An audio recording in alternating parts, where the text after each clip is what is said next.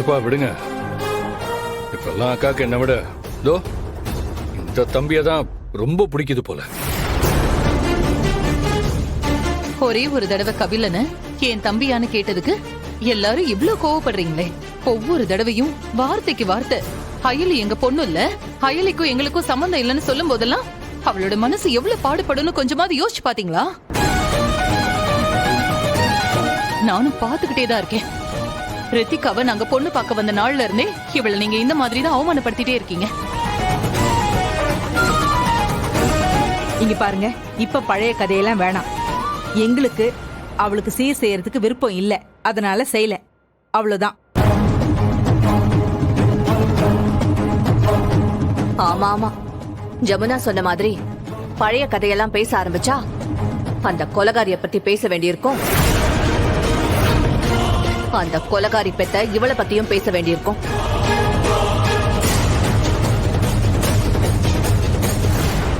சரிங்க, நீங்க சொல்ற மாதிரி அயலி உங்களுக்கு வேண்டாதவளவே இருந்துட்டு போகட்டும். ஆனா சிவா ஏன் தம்பி தானே, அவனுக்காவது நீங்க சீர் செய்ய நினைச்சிருக்கலாம்ல. தம்பினா கூட பிறந்த தம்பி இல்லல்ல, எவனோ ஒரு அனாதை பையல நீங்க தத்து எடுத்துக்கிட்டா அவன் உங்களுக்கு தம்பி ஆயிடுவானா?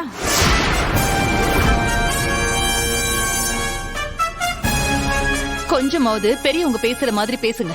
அனாதைய அனாதைன்னு சொல்லாம வேற எப்படி சொல்ல முடியும்? வேண்டாம், இன்னொரு தடவை இந்த வார்த்தையை சொல்லாதீங்க. அண்ணி, சீர் செய்யறது அவங்க விருப்பம். முதல்ல இப்படி கேட்டு வாங்க கூடாது. இதெல்லாம் நான் சொல்லி உங்களுக்கு புரிய வேண்டியது இல்லைன்னு நினைக்கிறேன். இல்ல ரித்திகா, இந்திரா ஒண்ணு அவளுக்காக கேட்கல. அயலியும் அக்கா, சிவாவும் அக்கா புருஷன். இங்க எல்லாரையும் ஒரே குடும்பமா நினைச்சுதான் அவ அப்படி பேசிக்கிட்டு இருக்கா. அத முதல்ல புரிஞ்சுக்கோ. பா, என்னப்பா நீங்க அவங்களுக்கு சப்போர்ட் பண்ணி பேசிட்டு இருக்கீங்க? நான் உங்களுக்கு பிறந்த வாரிசு தானே. அக்கா தத்தெடுத்த ஒரு அனாதை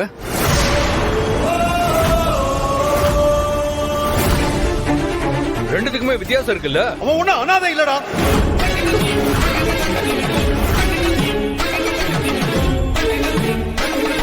அவன் ஒண்ணு அனாதை இல்ல.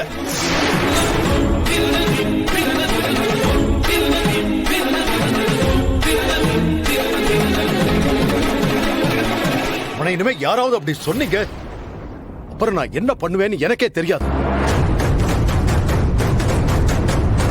என்னங்க நீங்க எவனோ ஒருத்தருக்காக நம்ம பிள்ளை போய் திட்டிட்டு இருக்கீங்க? முதல்ல நீங்க ஆபீஸ்க்கு கிளம்புங்க. மா, இப்பதாமா என் மனசுக்கு அப்படியே லேசா இருக்கிற மாதிரி இருக்கு. டெய்லி அந்த சிவாவும் அயலியும் ஆடுற ஆட்டத்தை பார்த்தா எனக்கு அப்படியே பத்திக்கிட்டு வரும்.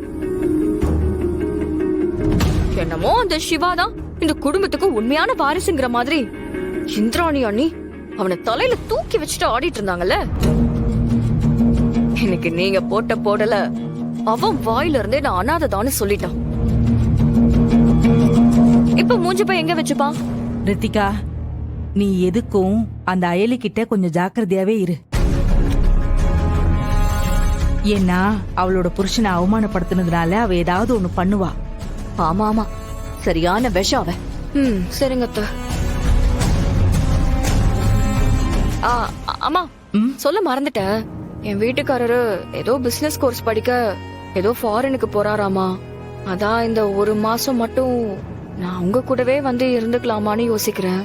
ஏண்டி, இப்படி ஒரு நல்ல விஷயம் நடந்திருக்கு, இதத்தானே நீ முதல்ல சொல்லிருக்கணும்.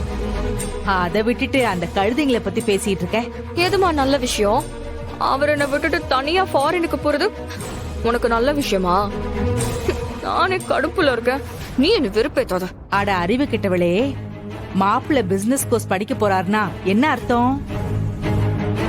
இனிமே பிசினஸ் அவரே எடுத்து நடத்த போறாருன்னு தானே அர்த்தம்.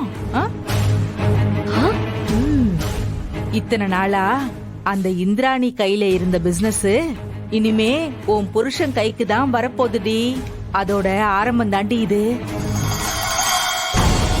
அப்படின்னா இனிமே ரித்திகாவை கையில பிடிக்க முடியாது. இனிமே மொத்த பிசினஸ்க்கும் ரித்திகா புருஷன் தான் ஓனர். ரெண்டு பேருக்கும் இந்திராணிய பத்தி தெரியுமா இல்ல மறந்துட்டீங்களா? அவங்க இருக்கிற வரைக்கும் எப்படி என் வீட்டுக்காரருக்கு இதெல்லாம் கொடுப்பாங்க? அதுக்கெல்லாம் சான்ஸே இல்ல. உங்களை யார் இப்படி அவமானப்படுத்தினாங்களோ அவங்களே ஒரு நாள் உங்களை கண்டிப்பா ஏத்துப்பாங்க. இதுவும் நான் உங்களுக்கு கொடுக்கிற வாக்குதான். நான் இருக்கேன்.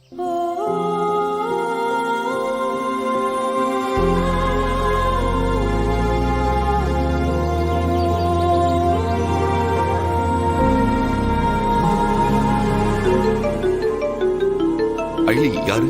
அம்மாவை பாத்துக்கிற டாக்டர் தான் கூப்பிடுறாங்க. அட்டெண்ட் பண்ணு. ஹலோ, அயலி எங்க இருக்கீங்க? உடனே கிளம்பி வாங்க. என்னாச்சு டாக்டர்? ஏதாவது பிரச்சனையா? அயலி, அம்மா இப்போ நார்மல் ஆயிட்டாங்க. சீக்கிரம் கண் முழிச்சிருவாங்க. எனக்கு தெரிஞ்சு அவங்களுக்கு எல்லா மெமரிஸும் ஞாபகம் வரதுக்கு சான்சஸ் இருக்கு. அதனால தான் சொல்றேன், நீங்க உடனே கிளம்பிங்க வாங்க. சரிங்க டாக்டர், நான் உடனே வரேன். டாக்டர் என்ன சொன்னாங்க? அம்மாவோட உடம்புல நல்ல இம்ப்ரூவ்மெண்ட் தெரியுதான். கூடிய சீக்கிரம் அம்மா கண்ணு திறக்க போறாங்களாம். அம்மா கண்ணு முழிச்சிட்டா பழைய மெமரிஸ் வர சான்ஸ் இருக்குன்னு சொன்னாங்க. சரி, நான் பாவையை விட்டுட்டு வந்துடுறேன். மேடம், என்ன 2 பேரும் இன்னும் இங்கே நின்னுட்டு இருக்கீங்க? பைரவி, நீ பாவையை கிளாஸுக்கு கூட்டு போ. நாங்க ஒரு முக்கியமான வேலையை வெளியே போறோம். பாவை, நீங்க அக்கா கூட போங்க, நாங்க போயிட்டு வந்துடுறோம். பாய். போலாம் வா. ஐலி, சரி வா.